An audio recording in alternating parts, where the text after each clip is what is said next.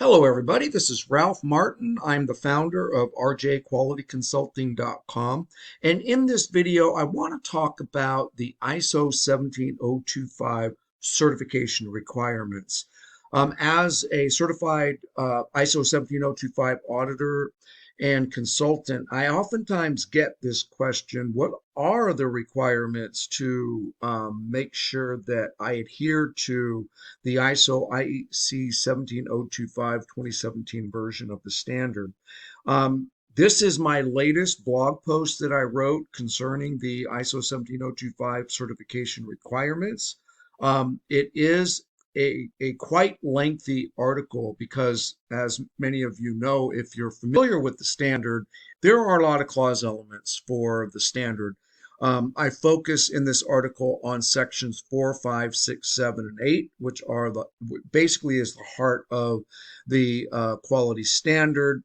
And during this video, what I'd like to do is take the approach of taking each clause element of the standard, break it down, and talk about it, and maybe even talk about the documentation requirements that would be associated with those particular clause elements. Now, due to the length of the content and the number of clause elements within the standard, I'm thinking about having a video series where I take each of the clause elements and basically record everything I know about each of the clause elements, telling you exactly what the clause element means.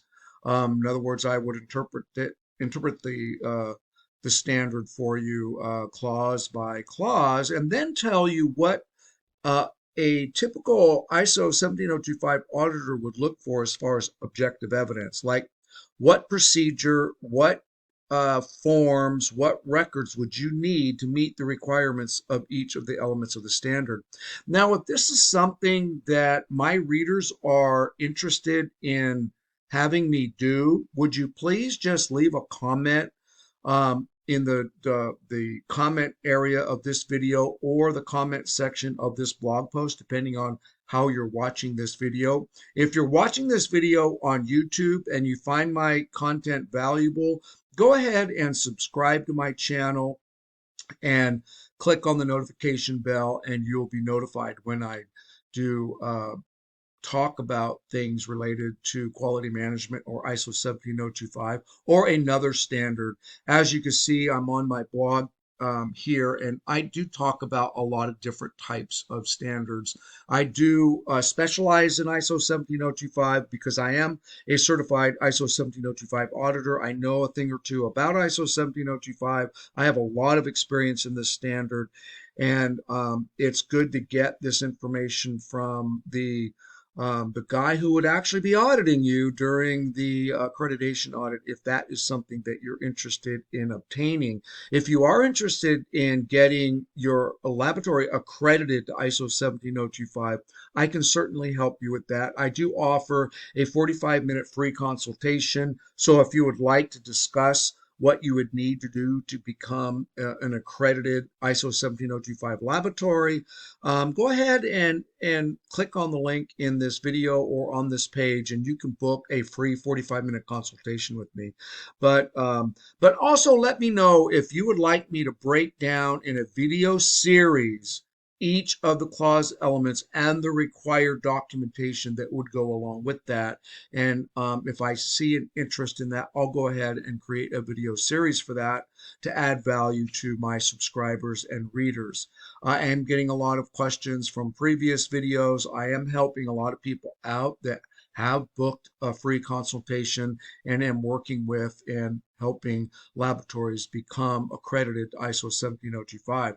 But let's go ahead and look at this blog article. If you are watching this on YouTube, in the description box, you can go ahead and click on the link in there, and you could read my full blog article on this. Like I said, it's quite lengthy, but there is a lot of detail. I do cover every clause element of the standard, which is why the blog post is so long.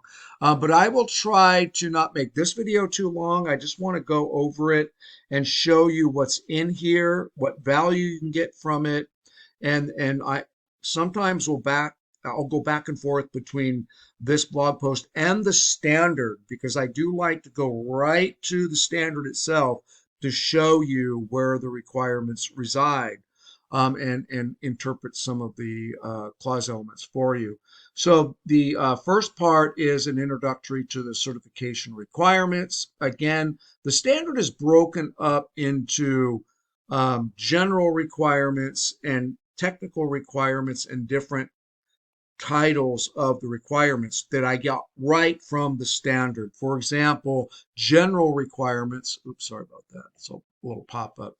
General requirements, which cover clause 4. So clause 4 of the standard is really all about confidentiality and impartiality. You know, the laboratory must avoid any conflicts of interest that might affect results or their interpretation. Basically, as far as section 4.1 of the standard is concerned, you know, what kind of documentation requirements are we looking at to meet the requirements of this standard? Well, number one, you're going to need an impartiality policy of some sort. Oftentimes, that is found within a quality manual of the organization. Now, even though a quality manual is not a required document anymore in the 2017 version of the standard, it's a good idea to have a quality manual that houses some of these required policies, such as an impartiality policy. So an auditor would want to see an impartiality policy of some sort. It would also want to see how you identify risks to impartiality on an ongoing basis. If you go to section 4.1 of the standard, I'll go right there. Actually, we'll go right to the standard and look at section 4.1 of the standard. And I will be going back and forth, but I want you to get value from this. So be patient. And so basically the standard says the laboratory activities shall be undertaken impartially and structured and managed so as to safeguard impartiality. What does that look like? Is your laboratory structured to safeguard impartiality? In other words, one objective evidence you could show would be your organizational chart or a org chart of some sort showing the structure of the laboratory. For example, you don't want the quality manager to report to the operations manager. That would not be structured to safeguard impartiality. If you were to show an org chart where the quality manager is independent from operations, maybe directly reports to maybe the same person that the operations manager or technical manager reports to, that would be a situation where it's structured to safeguard impartiality. The fact that management shall be committed to impartiality, that could be shown in your impartiality policy itself. So my recommendation is that you have an impartiality policy contained in your quality manual, and that it states that management is committed to impartiality. So you put that. So basically, an impartiality policy would have all of these items in it. So you could really use the standard to create a risk, or I'm sorry, an impartiality policy. Then you have risk to impartiality. It says right here, laboratory shall identify risk to its impartiality on an ongoing basis. Well, what does that mean, an ongoing basis? Well, you might have something ongoing like a yearly management review. That would be a place where you can discuss risk to impartiality, document that in management review. And since you meet regularly for management review, like even if it's once a year, you're identifying risk to impartiality on an ongoing basis by default by having a management review and discussing risk to impartiality and then documenting those in your management review meeting minutes. That would be documentation. So what documentation is required for impartiality? An impartiality policy, where it shows a commitment to impartiality by management, and then management review meeting minutes showing that you discussed risk to impartiality on an ongoing basis. That would satisfy general requirements under section 4.1 of impartiality. The same is true for section 4.2 for confidentiality. Laboratory shall be responsible through legally enforceable commitments for the management of all information obtained or created during the performance of laboratory activities. So what would satisfy this requirement in the standard? Well, a confidentiality policy, number one, and also some sort of signed agreement through legally enforceable commitments. And a piece of evidence that would satisfy that would be, say, a confidentiality policy that is signed by all the employees. That would be a legally enforceable commitment. Or some sort of training document ensuring that everybody has been trained to the confidentiality policy. That would be a legally enforceable commitment.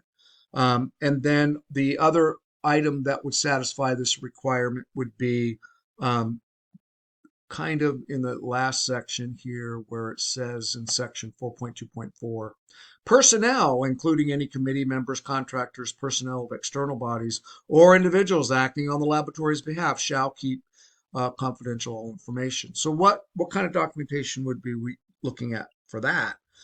These are external contractors, personnel of external bodies. Well, anybody who visits your laboratory would be considered personnel of external bodies. So, like, for example, if you had a sign-in sheet where anybody who visits your laboratory signs in, and you had a little statement on that document that said you agreed to keep all information confidential, that would be a document that would satisfy that for contractors. So what documentation do you need to satisfy section 4.2 of the standard? A confidentiality policy, a confidentiality agreement signed by employees, and some sort of document where the external providers agree to keep information confidential, such as a sign-in sheet for a laboratory. So those would be required documentation to meet section 4.2 of the standard. So if you go back to my blog article, I talk about you know, general requirements, which is clause 4. We just went over clause 4 in detail. Then we get clause 5, which is structural requirements. Clause 5 is all about structural requirements, meaning the structure of the organization. This is where your organizational chart comes into play, roles and responsibilities, and this documentation, if you will, would be housed most likely, the best practice would be within a quality manual. This is another good reason to have a quality manual because you could put all your documented evidence that you meet the structural requirements within your quality manual. And it is literally just stating, for example, that you are a legal entity. Standard requires that the laboratory shall be a distinct legal entity. That really should be proven as far as documentation evidence, something like a business license or some proof that you are an LLC or whatever type of business you are, whether you're incorporated or you're an LLC, whatever that legal requirement that shows that you are a business or a legal entity, that would be the documentation requirement. And you would state that in your quality manual. Then you would need some sort of documented evidence of what the scope of activities are within your laboratory. This is basically the scope of your accreditations. Chemical testing as detailed in the supplement. And the supplement shows the test methods or calibration methods that you want to be accredited for. If you are a testing laboratory, this would be a list of your tests that you want on your certificate. If you're a calibration laboratory, this would be a list of the calibration items that you perform for customers that you would want on the scope of your accreditation. That is scope of activities. The standard requires that you list those somewhere, whether that be in your quality manual or on your accreditation body's form or what have you. Organizational structure and management system. This could be an org chart showing who reports to who, resource allocation and operational oversight. This would be basically who does what. This identifies management structure within the organization. Quality managers' roles are this, technical managers' roles are this, CEOs' roles are this, and you clearly identify that either in the quality manual or within your training procedure, which is a requirement, which gets into the next section. Then we ensure communication, which means basically you could say something like, everybody has read the quality manual, and that is our quality management system. And that's how we communicate our quality management system to our employees. So you have to have some sort of way that you ensure communication and system integrity.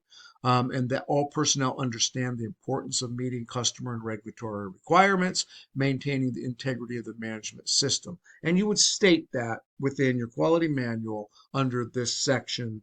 The other thing I recommend, just as a side note for a quality manual, is that your clause structure of your quality manual reflect the same clause structure as the ISO 17025 standard. In other words, Section 4, impartiality, confidentiality. Section 5, the structure of the organization, following the clause elements of the standard. I highly recommend you do that. You will make the auditor's life easier. If you make the auditor's life easier, you will have a better audit. You'll get fewer nonconformities. Simple as that. It's also easier for you internally as an organization to do an internal audit on your organization if your quality manual is structured in the same clause structure as the standard. Highly, highly recommend that, even though technically a quality manual is not a requirement for the ISO 17025 2017 version of the standard. It is a very, very, very good hint idea that you have a quality manual that has the same clause structures as the standard. And I'm telling you, as a certified auditor, I know this to be the case. If you don't have a quality manual that's structured this way, you will most likely frustrate the auditor, and you're opening yourself to more nonconformities. Hint, hint. So seriously, if you are looking to get ISO 17025 accredited, make sure you do this. If you don't want to get accredited easy, don't listen to me. It's as simple as that. Honestly, you want to have a quality manual with the same clause structure as the standard. It is best that you do that. The only time I would say not to do that is if you are adhering to several standards and the clause structure doesn't make sense for you to do that. In that case, you can, if you're having troubles with that, I'd be glad to help you structure your quality manual in the right way. Whether you are doing ISO 9001 in conjunction with 17025 or ISO 13485 or some other standard, I can help you with that. Or if you're doing GMP and you have like a GMP lab that supports good manufacturing practices for your manufacturing unit, I can even help you with that. Then you got clause 6, which is really all about resources, right? My resources. This gets into personnel competence and qualifications. This is the section where you want to talk about training, personnel. The standard does require that you have a personnel procedure. If you don't believe me, go to the standard. Let's look at section 6.2.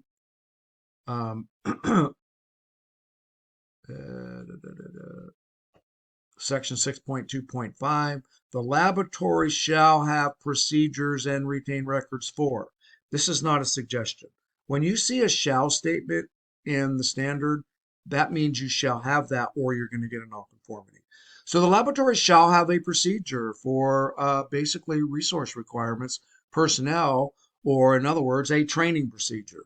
And that training procedure, and it basically says you shall have, and it says procedure or Z, right? That means you can have all 1, 2, 3, 4, 5, 6 different procedures, one for determining competence requirements, one for selection of personnel, one for training, or you could be smart and have one procedure that covers all of these, right? It would be more effective if you had one procedure. Not a requirement. You can have several if you want. No one's making you do that, but it would make sense if you had one procedure that incorporated A through F here. And the laboratory shall authorize personnel to perform specific activities. My recommendation is that you do a training procedure and you include everything in section 2 of the standard, that you follow the clause elements of the standard. Then we get into facilities and environmental conditions. The standard requires that, really this is something that I write a lot of nonconformities for, especially for section 6.3.3. The laboratory, and it's a shall statement, the laboratory shall monitor, control, and record environmental conditions in accordance with relevant specifications. What does that mean? That means you shall monitor, control, and record. That means you need to monitor, control, and record environmental conditions in accordance with specifications, like temperature and humidity, for example. You want to monitor those, have relevant specifications. The laboratory temperature shall be 20 to 25 degrees, and the humidity requirement should be less than 100%. Something general, doesn't say how specific they have to be. And you monitor those, you record those. That means you record them on some sort of document, what the temperature and humidity is in some sort of frequency, and that you have specifications listed and what the actual temperature and humidity is. Basically, what I recommend for laboratories to do in this is, if you have specific environmental conditions within a test method, use those, and record those. If you don't have specific ones in the method, then have a general laboratory environmental conditions requirement, like temperature and humidity. Make it general. If you don't have specific requirements for your heavy metals analysis, because the mass spec doesn't care what the temperature and humidity is, but people do, right? Analysts don't like it when it's 90 degrees in the laboratory. They might impact the validity of the test results. If you have, a laboratory that's 90 degrees and humidity of 100%, that could impact your test results, even though your mass spec doesn't care. I get that a lot from analysts. Well, it doesn't really matter what the temperature is. But, it's our internal requirements of the mass spec. Nobody cares. Then I go, well, what about the humans in the lab? I think they kind of care. So you might want to set up relevant specifications within the laboratory so that the humans in the laboratory that do impact your test results, because they're doing the sample prep and all of that. Yeah, you're right. Your instrument doesn't care, but you have somebody who's doing the sample prep, who's usually a human, unless you have a robot doing it, that probably cares what the temperature in the laboratory is. So yes, that does impact your test results. I get a lot of arguments with this, and I'm not the only auditor that gets this. So don't be a smart aleck and go, my HPLC or my mass spec doesn't care what the temperature is. We do have humans in the lab. I want to emphasize this. I emphasize things where we run into common nonconformities, right? So that would be section 6.3. Then we get into equipment. The requirement here is that you have a procedure for, here it is, section 6.4.3. Laboratories shall have a procedure for handling, transport, storage, use, and planned maintenance of equipment. What does that mean? That means you shall have a procedure for that. Don't say it's embedded in my test methods. That you will get a nonconformance for that. If you don't have a general procedure for the handling, transport, storage, use, and planned maintenance of equipment overall, you will get a nonconformance in this area.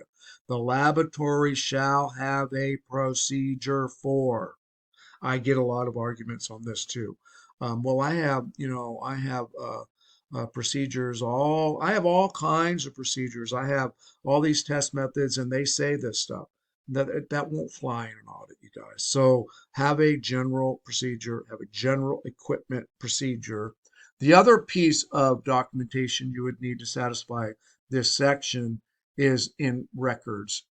6.4.13, records shall be retained for equipment which can influence laboratory activities. The record shall include the following, where applicable, A through H.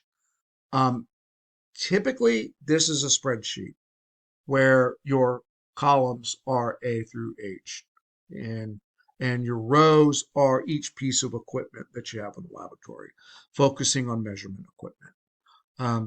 That's so. What do you need as far as documentation in section 6.4? Procedure, equipment procedure, and some sort of equipment log or equipment slash calibration log showing these. And that will also cover calibration, because you'll notice that in here it says you shall have a calibration plan. That equipment list, equipment slash calibration list, can serve as a calibration plan, right? So that will also satisfy that requirements right here in 6.4.7. I was looking for that as I was talking.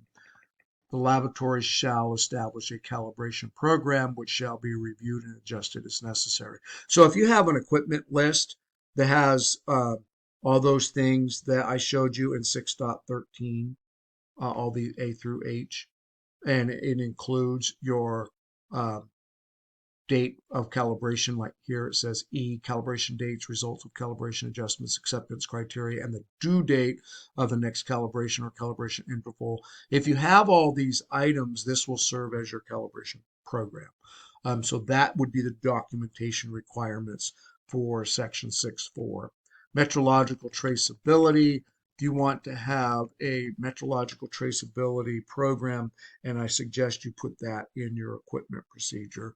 And then for documentation purposes, you want to have calibration records that are basically applicable to or point to section 6.5.2. This is the meat of metrological traceability requirements. This is where most nonconformities come from, is in section 6.5.2.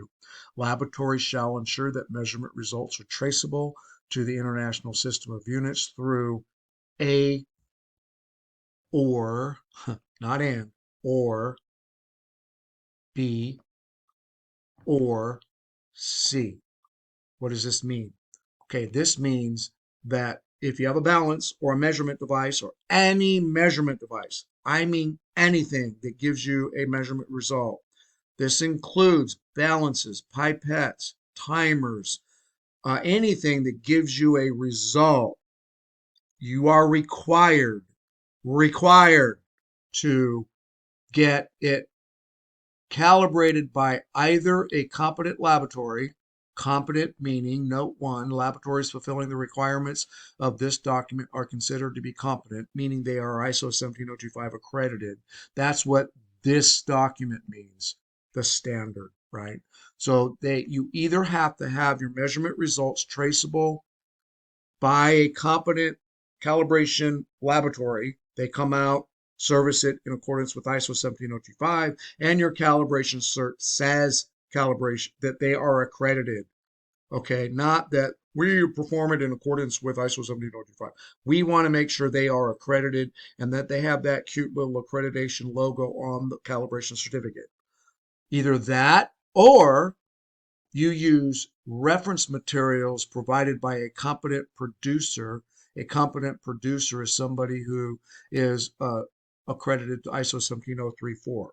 These are reference standards, like if you're running heavy metals on your mass spec, that means the heavy metals, the reference standards, mercury, lead, cadmium, and all that you have reference standards that you purchase from an ISO 17034 competent producer, and that you're measuring, every time you run a sample, you run a reference standard and you show that your results are correct.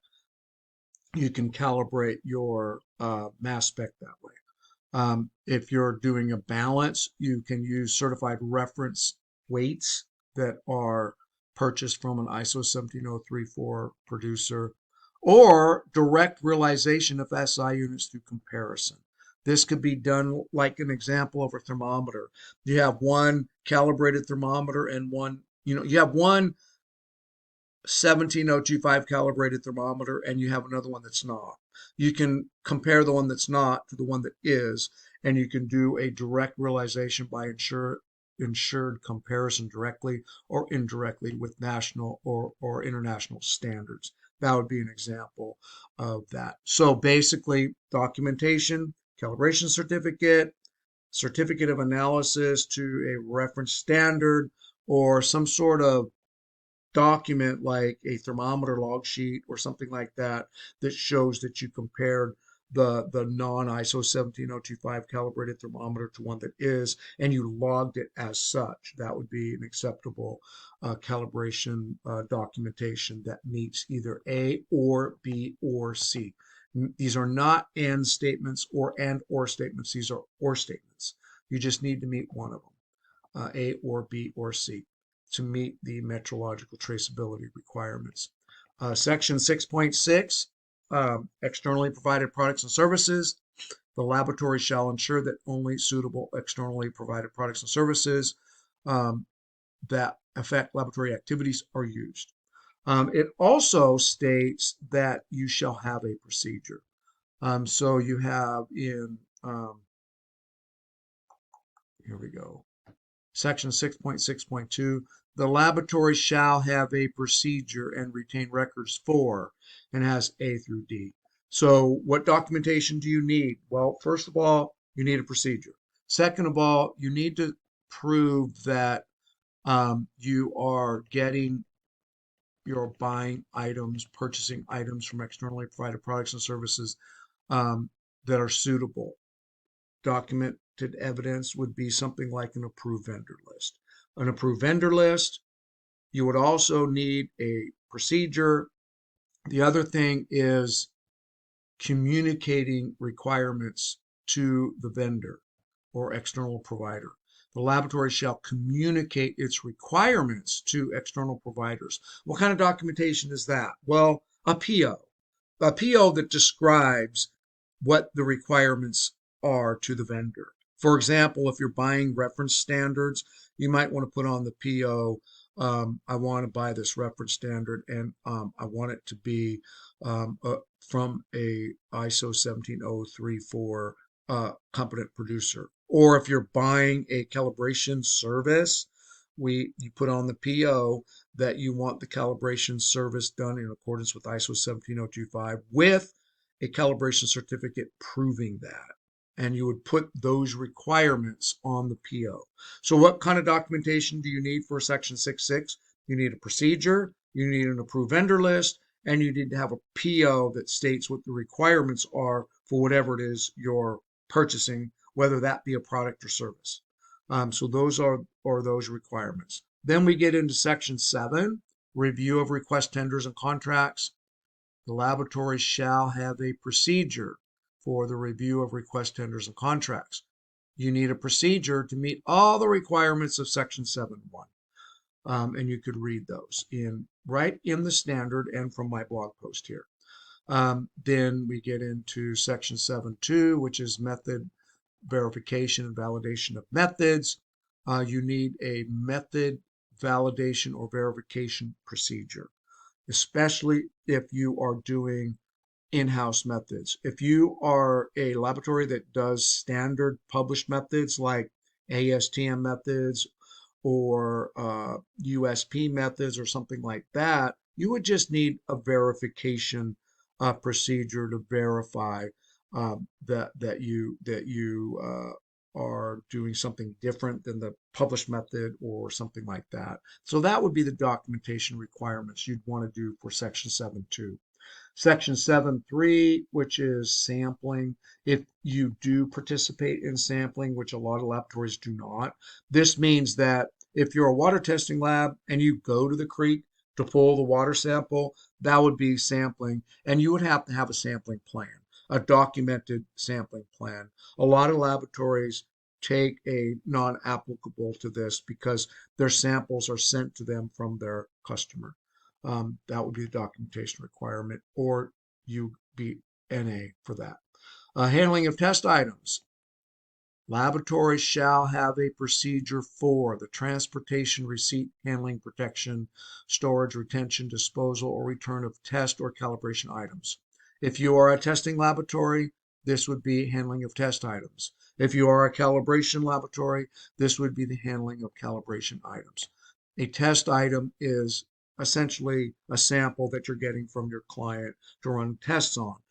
If you're a calibration laboratory, this is the calibration item that they're either sending to you or you're going out to perform the calibration on. That would be a calibration item. You need a procedure for that. That is the documentation you would need to meet the requirements of Section 7.4.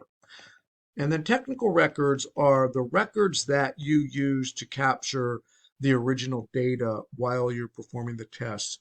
And the requirement here is that you contain the records contain enough activity to reproduce the test. Technical records shall include the date, the identity of personnel responsible for each laboratory activity for checking the data. Original observations, data, and calculations shall be recorded at the time they are made. So the document here would be something like a bench sheet. It could be a laboratory notebook where you record your original data. Need to have the original data in some sort of record. And lab notebooks are fine to use as long as they're bound and you don't mutilate pages and stuff like that. Or some labs use a bench sheet where they list all of the items on the bench sheet that correspond to the test method. Evaluation of measurement uncertainty. Yes, you need to evaluate your measurement uncertainty. So the documentation would be something like an uncertainty budget or a fishbone diagram showing that you identify the contributions to the uncertainties, things like that. Whether you are a calibration lab or a testing lab, you need to evaluate your measurement uncertainty. I get a lot of testing labs that say this doesn't apply because we're not a calibration lab. That's not true. If you are a testing lab, you do have to evaluate the uncertainty of measurement for your test results. Keep that in mind. Ensuring the validity of test results, you need to have a procedure for the monitoring of the validity of test results. And that procedure needs to talk about things like the use of reference materials, intermediate checks, replicate checks, intra-laboratory comparisons, test of blind samples, and yes, participation in proficiency testing. You'll need a 4-year proficiency testing plan, and you'll need to show the auditor your proficiency testing results that are applicable to that particular year you are being audited. If it's your initial audit, you'll need to have the first year's proficiency testing results and a 4-year plan going forward of what you're going to do in a 4-year plan. If you're getting accredited in 2025, you're going to need to have a 4-year plan that includes 2025, 2026, 2027, and 2028. That would be the documentation requirements you would need in addition to a validity of test results procedure. Section 7.8 is what you put on your test report or calibration report. No procedures required, but you need to have either your calibration certificate or your test report have these required items A through P. That would be the documentation requirements. Section 7.9 would be customer complaints. Laboratories shall have a documented process to receive, evaluate, and make decisions on complaints. So you would need a complaint procedure. And you would also need some sort of document where you record your complaints. That's section 7.9. 7.10, laboratories shall have a procedure. Another shall have a procedure for that shall be implemented when any aspect of its laboratory activities or the result of this work do not conform to its own procedures or agreed requirements. Non-conforming work procedure. This could be associated with a corrective action procedure, although there's no documented procedural requirement for corrective actions. A lot of labs combine it into this required procedure to have less required procedures, less documentation. So that's section 7.10. Section 7.11 is information management. If you have a LIMS system, you need to have it validated. If it's commercial off-the-shelf software, you can rely on the commercial of the company's validation. And no real documentation for that except for the fact that you do it. You might want to put that in a quality manual. Um, then section 8 is your management system requirements. This is pretty basic stuff here. If you are 9001 certified lab, you would have all these requirements met. I'm going to stop here as far as going through each. I covered all the technical requirements, structural requirements, process requirements. I'm going to leave you with reading about the management system requirements for the sake of the length of this video. It's already gone on to 40 minutes, but I think this gives you a lot of value. I do get a lot of questions on what are the requirements for ISO 17025. I covered all of section 4, 5, 6, and 7. And I'm going to leave you with reading the rest of section 8 on this blog post. And if you have any questions at all, feel free to comment in the comment section of this video or in the comment section of this blog post. I'd be happy to help you out. If you would like to set up a free 45-minute consultation with me, go ahead and click the link under this video, either in the description box or in this blog post underneath this video, and you can book a free 45-minute consultation with me. I'd be glad to answer any questions you have. If you would like to have help in getting your laboratory accredited to ISO 17025, we can talk about that in the free consultation. I have a calendar in there, and don't be shy. Go ahead and book it. I will show up, and we can chat all about ISO 17025 or any other standard you wish to chat about. You have me for free for 45 minutes. You might as well take advantage of that. And again, if you are interested in having me go step by step in real detail, I can even talk about giving you the idea of how to write the required procedure, what kind of form you would need to document the requirements. I'll go through each in more detail than I went even in this video. Let me know if that's something that you're interested in as far as me developing a video series. And each video would be specific to a clause element of the standard. I would do a video on section 4, a video on section 5, a video on section 6, a video on section 7, and a video on section 8. Let me know if that's something you're interested in. I would really like to know. And if you're on my email list, I'm going to send you this video and ask you the same question, and you can reply to the email. And anyway, I also on my website, if you go to, I'm going to go back to this blog post, but if you fill this form out here, you can download a free internal audit checklist and gap analysis tool. I give you that for free, and then it also puts you on my email list. And then I share videos. I get a lot of engagement with my readers if you're interested in getting on my list and getting tips and tricks on specifically ISO 17025 and any other quality related that you're interested in, whether it be ISO 9001, ISO 13485, or what have you. Again, my name is Ralph Martin. You make it a great day. Take care.